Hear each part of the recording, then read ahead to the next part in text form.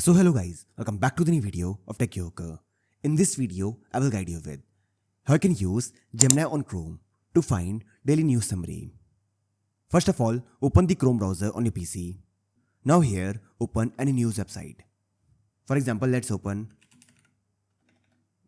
Gadgets 360 News. So basically, this website is about tech news. So now click on Ask Gemini. Now here let's type, give me all the important tech news for today. Give me a quick summary of them. Press enter. So it scans the website and tells me all the news.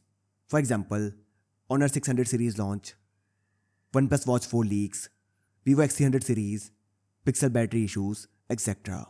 So in a similar way, you can use Gemini on Chrome to find summary of all the news. So I hope you find this video useful, and if you do, then don't forget to like this video and subscribe our channel.